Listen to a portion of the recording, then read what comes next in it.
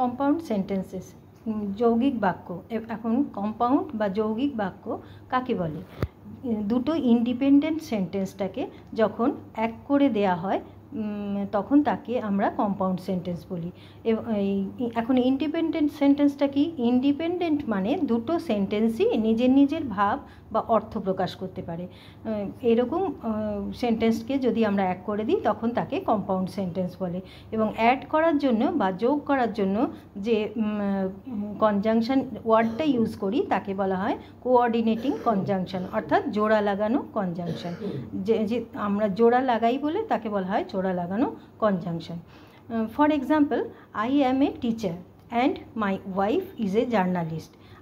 আমি একজন শিক্ষক এবং আমার স্ত্রী হয় একজন সাংবাদিক। এটা দুটোই ইন্ডিপেন্ডেন্ট সেন্টেন্স, দুটোই নিজের নিজের অর্থ প্রকাশ করতে পারে এবং তাদের যখন জোড়া লাগানো হয় সেটাকে বলা হয় কোঅর্ডিনেটিং কনজাংশন। এটা হচ্ছে conjunction word. The thief tried to jump over the wall but it was very high.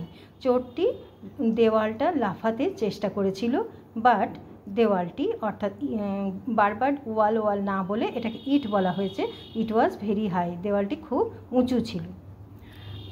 You can go stairs or you can take the lift.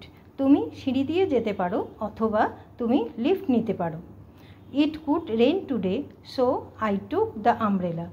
আজ বৃষ্টি হতে পারে সেই জন্য আমি ছাতা নিয়েছিলাম। I got cold and fever because yesterday I was playing in the rain.